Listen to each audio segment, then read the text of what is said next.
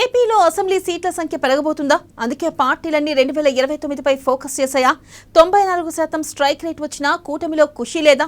40% vote బ్యాంకుని YCP నమ్ముకుందా? ఇంతకీ ఏపీలో పెరగబోయే సీట్లెన్ని? 2029లో ఏపీని ఏ పార్టీ ఏలబోతుంది? అసెంబ్లీ సెగ్మెంట్ల పెంపు ఏ పార్టీకి లాభం, ఏ పార్టీకి నష్టం?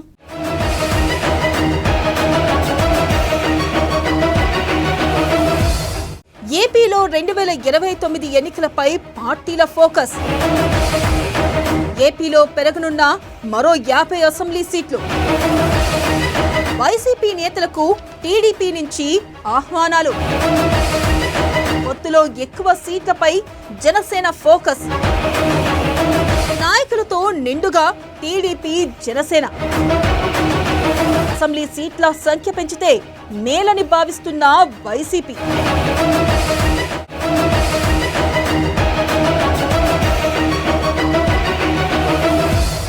ఏపీ రాజకీయాలు ఎప్పుడూ వేడి మీదనే ఉంటాయి. ఎలా అంటే నిప్పుపై ఉప్పేస్తే ఎలాగో అలా అన్నమాట.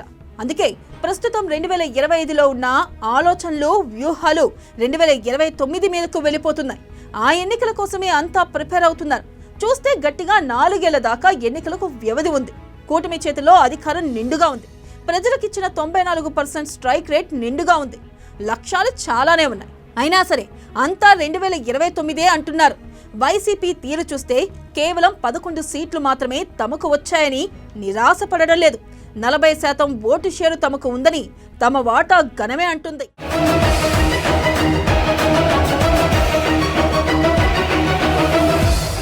ఇక ఏపీలో ప్రస్తుతం 175 అసెంబ్లీ సీట్లు ఉన్నాయి. అయితే ఏపీ విభజన చట్టం మేరకు ఈ సీట్ల సంఖ్య మరో 50 దాకా పెరుగుతాయని అన్ని పార్టీలు భావిస్తున్నాయి. 2027లో దేశవ్యాప్తంగా జనాభా గణన, కులగణన కూడా సమాంతరంగా పూర్తవుతాయి. ఆ మీదట 2029 ఎన్నికలకు 2 ఏళ్లకు పైగా సమయం ఉంటుంది. అందువల్ల కేంద్ర ప్రభుత్వంతో భాగస్వామ్యం ఉంది కాబట్టి టీడీపీ, జనసేన పట్టుబట్టి మరీ సీట్ల పెంపును చేయించుకుంటాయని అంటున్నారు. దాంతో పక్కాగా అసెంబ్లీ సీట్లు పెరుగుతాయన్న అంచనాలు అయితే బలంగానే ఉన్నాయి.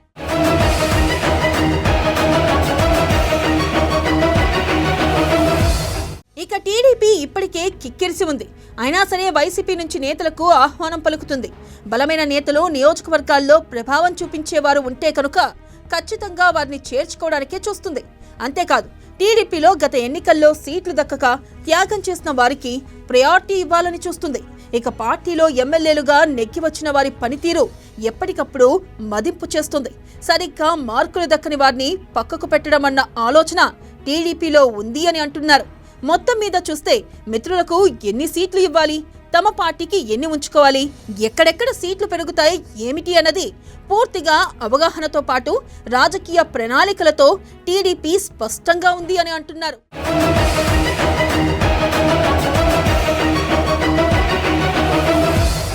ఇక మరోవైపు చూస్తే జనసేన ప్లాన్స్ కూడా అలాగే ఉంటున్నాయి.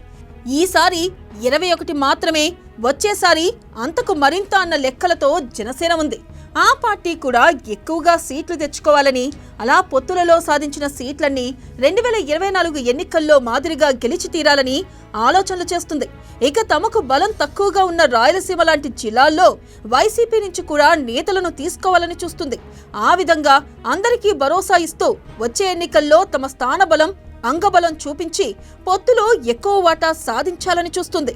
జనసేన సైతం 225 సీట్లు అన్న వ్యూహంతోనే సాగుతుంది అని అంటున్నారు.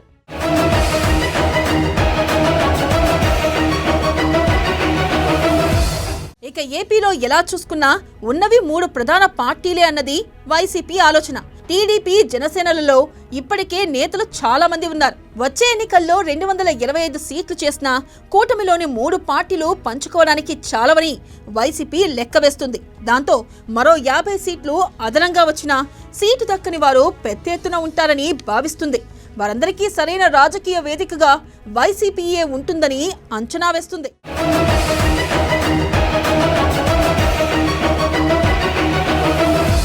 ఇక ఏపీలో కాంగ్రెస్ పెద్దగా పర్ఫామ్ చేయదని, దాంతో ఆ పార్టీలోకి వెళ్లేది ఉండదని వైసీపీ అనుకుంటుంది. అలా ఎక్కువ సీట్లు ఎంతగా పెరిగితే అంతగా వైసీపీకే లాభమని కూడా భావిస్తుంది. తమ పార్టీలో సమర్థులకు టికెట్లు ఇస్తూనే బలమైన నేతలు ఇతర పార్టీలలో ఉంటే సామాజిక రాజకీయ ప్రాంతాల సమీకరణలలో భాగంగా తీసుకోవాలని వైసీపీ చూస్తుంది. మొత్తం మీద చూస్తే 225 నెంబర్ని ముందు పెట్టుకునే వైసీపీ తీవ్ర స్థాయిలో కసరత్తు చేస్తుంది అని అంటున్నారు.